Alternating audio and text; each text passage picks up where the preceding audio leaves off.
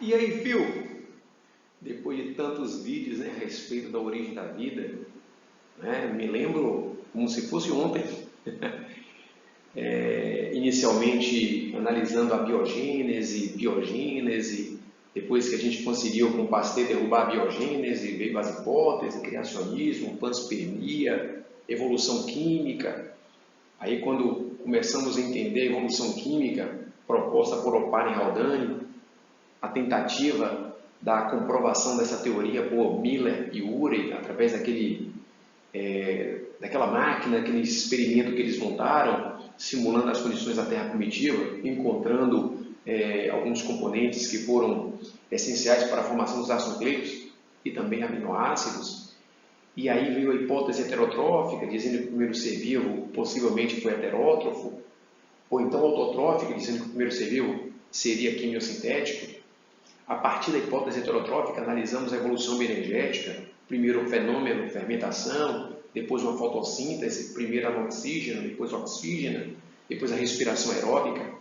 E aí, depois, entramos na análise da origem da célula eucariótica, a partir de evaginações e invaginações, gerando um sistema interno de endomembranas, coisa que a procariótica não tem. E depois da origem da célula eucariótica, a análise da origem da mitocôndria e do cloroplasto, a partir da teoria da endossimbiose sequencial de Margulis, da perfeita Margulis, e depois essa grande diversidade que nós vimos no reino, na análise dos reinos, proposto por Whittaker. Só que não acabou por aí. Como eu disse para vocês no vídeo passado, a partir do conhecimento cada vez mais aprofundado da análise das moléculas, da análise mais, vamos dizer assim, mais minuciosa das características dos seres vivos, novas descobertas são feitas, novas análises são feitas e novas organizações surgem. Por exemplo, hoje, para a gente terminar esse estudo da origem da vida e começar a se preparar para o estudo da evolução, eu vou falar de domínio. Domínio biológico. O que é o domínio? Domínio é também uma categoria taxonômica, mas que está sobre o reino, né? Se você for analisar aqui, ó, eu tenho espécie, gênero, família, ordem, classe, filo, reino. Então o domínio abrange os reinos propostos por Whittaker, fungi, plantae, animal, protista e monera. Abrange, está sobre. Então, se alguém perguntar para você o que é o domínio, biologicamente falando, é uma categoria taxonômica que é superior a reino, né? Então, tá aí. Em 1977, Carl Cuse propôs um modelo baseado em aspectos evolutivos, a partir da comparação de sequências de RNA ribossômico. Então, através de uma análise filogenética, né? A história da evolução a partir da análise molecular, né? A partir desses estudos ficou claro que os eucariontes representam um domínio só, que eles são muito próximos. Eles apresentam características genéticas muito próximas. DNA linear, tá certo? E apresentam nos procariontes, entre os procariontes, dois domínios, né? Arcae e eubactéria. Daqui a pouco nós vamos falar. Beleza? Aí deixa eu continuar lendo aqui. Ficou claro que os eucariontes apresentam muitas relações entre si, né? E poderiam ser organizados em dois grupos, os procariontes. Os seres vivos passaram então a ser classificados em três subdivisões, em três domínios, né? E aí vamos confrontar os reinos aqui na esquerda de Whittaker, né? Em 1969, monera, protista, fungi, plantae, animalia, e os domínios de Use, Carl Use, Arcae, eubactéria e eucária. Note que Arcae e eubactéria, né, são, como se fala, agrupam, melhor dizendo, os indivíduos do reino monero, ou seja, agrupam os procariontes. Perfeito? Deixa eu passar o slide, eu tive agora uma curiosidade. Daí você vai me responder, qual é a nossa espécie? A nossa espécie. A espécie humana. Qual é a espécie humana? Homo sapiens sapiens. Tá bom? Qual é o nosso gênero? Homo. Qual é a nossa família? Hominidae. Qual é a nossa classe? Mamália. Qual é a nossa ordem? Na família, a nossa ordem é primata, desculpa, a nossa classe é mamália. O nosso filo é cordata. O nosso reino, animal. E qual é o nosso domínio? Eucária, porque somos eucariotos. Então, essa organização e essa identificação, pelo menos na nossa espécie, é importante, né? Então, vamos lá. Agora, do mais genérico para o mais específico. Nosso domínio, repita, eucariote. Nosso reino, animal. O nosso filo, cordata. Ok? A nossa classe, mamália. A nossa ordem, primata. A nossa família, Hominidae. O nosso gênero, Homo. E a nossa espécie, Homo sapiens. Mas alguns livros já trazem Homo sapiens sapiens. Tá certo? Que é a subespécie. Perfeito? Então vamos analisar esses domínios. Olha aí, os 3 domínios organizados, né, por Uzi. Eu tenho aqui, ó, o progenoto. Aqui é o progenoto, o primeiro ser vivo, o ancestral comum a todos. Aí por anagênese, né, que é direto, deu origem a esses seres, que se dicotomizou em bactérias. As bactérias são as bactérias verdadeiras, chamadas de eubactérias, né? São aquelas que vivem em ambientes que nós vivemos. Por exemplo, existem eubactérias em nossa boca, em nosso nariz, né? Em nossas casas, em nossos lares, nos cantos, no ar-condicionado, existem bactérias, eubactérias. E já as arcaia, aí se dicotomizou para cá, e teve esse grupo aqui, né? Que deu origem à arcaia, que são os procariontes que vivem em ambientes extremófilos, em ambientes com muito sal, as halófitas, temperatura alta, termófilas, muito ácido, acidófilas, muito metano, metanogênicas, e também daqui, ó, desse ponto, que é ancestral de arcaia e eucária, surgiram os eucariontes, que são os fungos, as plantas, os protozoários, os animais, tá bom? Então, existem aí 3 domínios. E filogeneticamente, nós eucariotes somos mais próximos do arcaico do que das eubactérias ou bactérias. Por quê? Porque nós temos com as arcaicas algumas semelhanças filogenéticas que nos faz eucariontes mais próximos desse domínio arcaico do que mais próximos das bactérias. Perfeito? Maravilha? Então vamos, a partir desta... aqui, legal. Isso aqui, ó. Aqui é o... Opa, deixa eu apagar aqui. Aqui, ó. Aqui é uma análise que pode aparecer em livros, ou melhor, em provas, né? Que são tiradas de livros aí, ó. Eu tenho aqui eubactéria. Eubactérias são as bactérias verdadeiras. Aqui. Arcaia são as primitivas. E eucária. Note que nós temos um ancestral comum com as arqueobactérias. Isto por conta de uma análise filogenética. Perfeito? Então, a partir daí, nós vamos aqui analisar com a eubactéria, né? Aqui uma arcaia, uma termófila, e aqui animal, aqui eu tenho fungos, vegetais, que são eucariotos, ou seja, o domínio eucário. Beleza? Viu? Vamos preencher essa tabelinha aqui.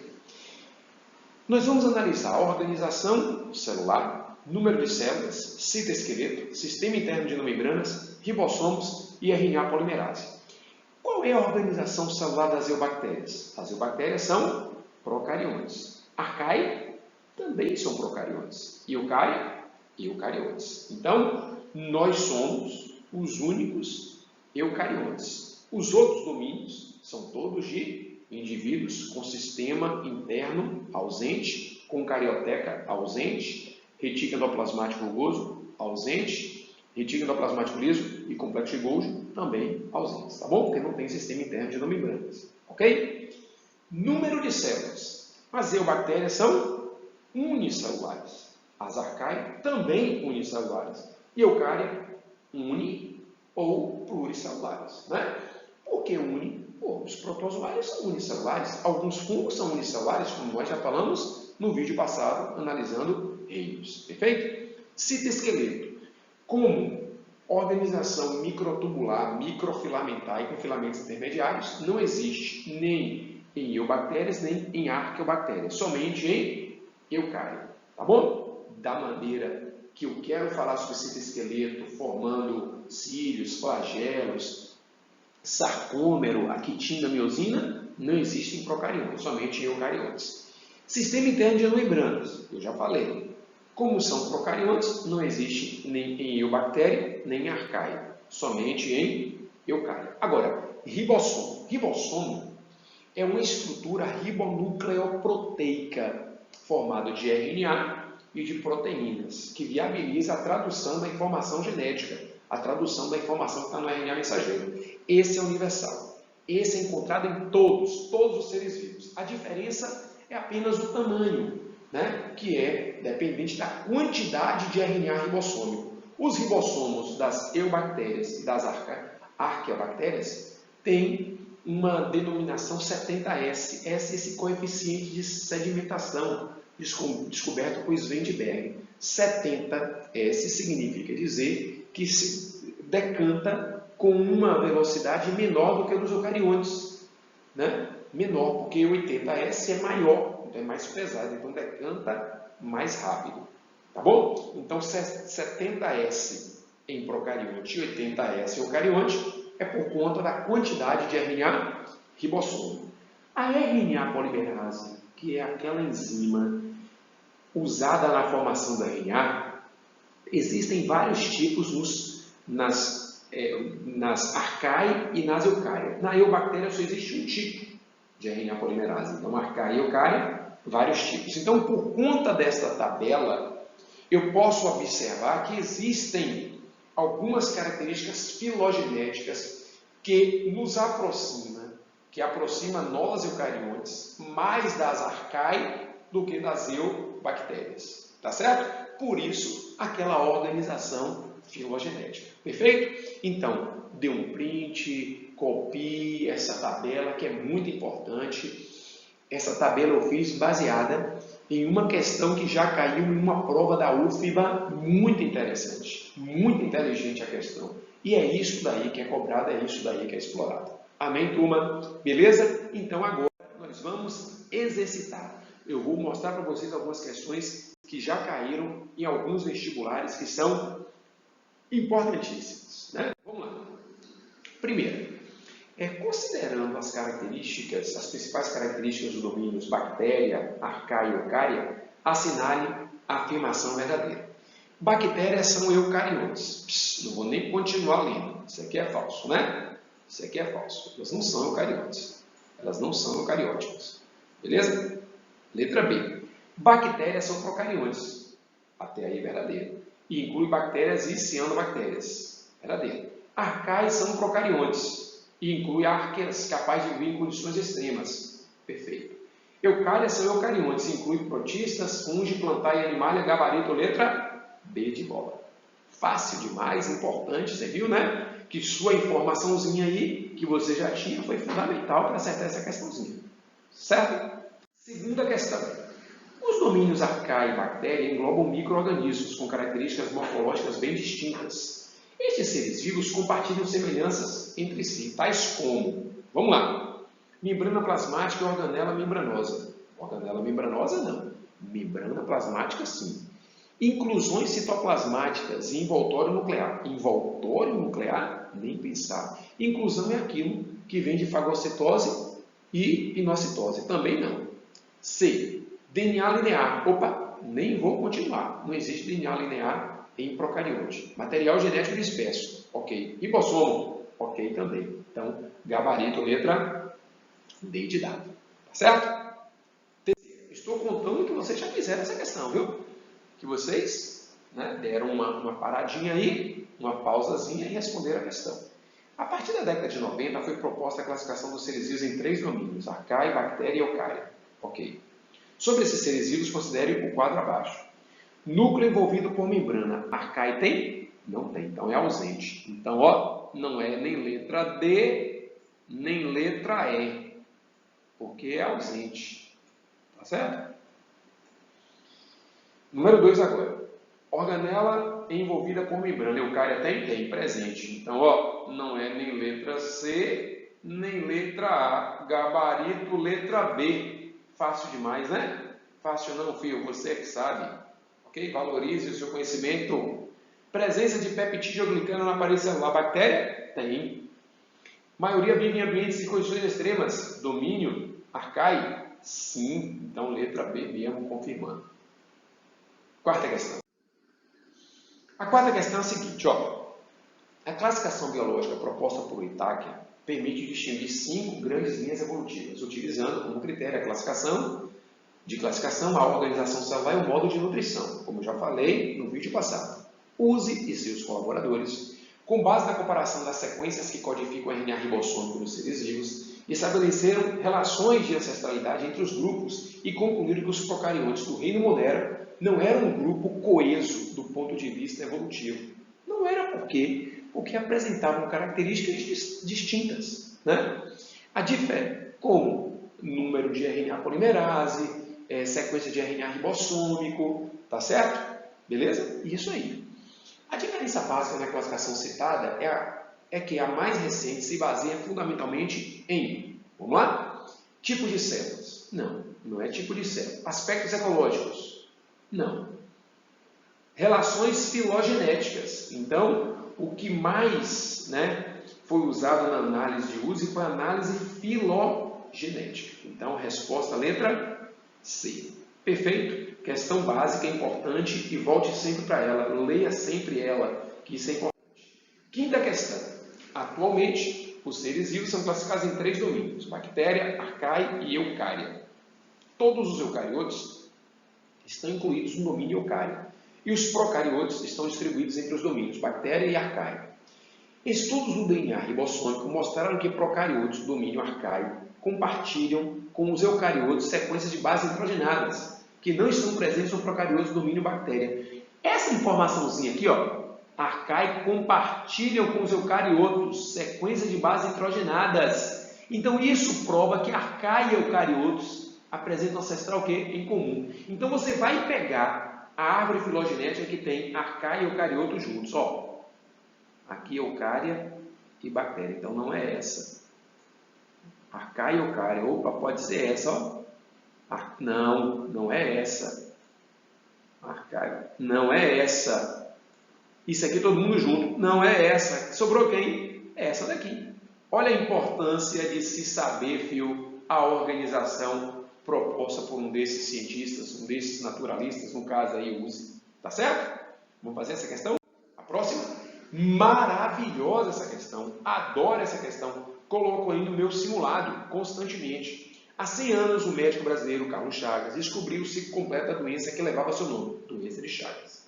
Como resultado de suas pesquisas, em 14 de abril de 1909, ele publicou uma nota no periódico Brasil Médico, comunicando a descoberta de uma nova doença, do parasita que a provoca e do inseto Triatoma infestans que a transmite. Inseto é eucarionte. O parasita quem é? Trypanosoma cruzi. O Trypanosoma cruzi é o que, fio? É um protozoário, então é eucarionte. Então ambos são o quê? Eucariontes. E aí vai. O achado é considerado, desde então, um feito único na história da medicina por ter descrito o ciclo completo da moléstia, a doença de Chagas, e sido realizado por uma única pessoa. No centenário de sua descoberta, à primeira vista, parece que a doença de Chagas deixou de ser um problema no Brasil. Ocorre que há cerca de 3 milhões de pessoas infectadas no país e o parasita Trypanosoma cruzi está muito longe de ser vencido. Com base nessas informações, justifique a inclusão do organismo tão distinto, Trypanosoma cruzi e Triatoma infestans, que é o inseto, no mesmo domínio de uso. Por que eu posso, né, incluir o protozoário e o inseto no mesmo domínio? Porque eles são o quê? Eucariontes. Eles apresentam características que os aproximam, que são semelhantes. Essa é a proposta, tá bom? Eu sei que você, antes de eu começar, você deu uma pausa e respondeu. Olha a minha proposta de resposta. Use, em 1990, eu, né, descarreguei aí um bocado de coisa. Utilizando dados moleculares de RNA ribossômico, com base na comparação das sequências nucleotídicas desses RNAs, agrupou todos os organismos do domínio eucário, sendo o Trypanosoma cruzi e o Triatoma infestans organismos eucariotes. Justifica-se, então, a inclusão no mesmo domínio. Agora, a letra B, você faz se você quiser, mas eu tenho certeza que você é preparado e tem condições. Olha a letra B.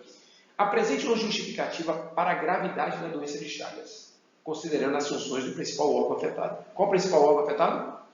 Exatamente, né? É o coração.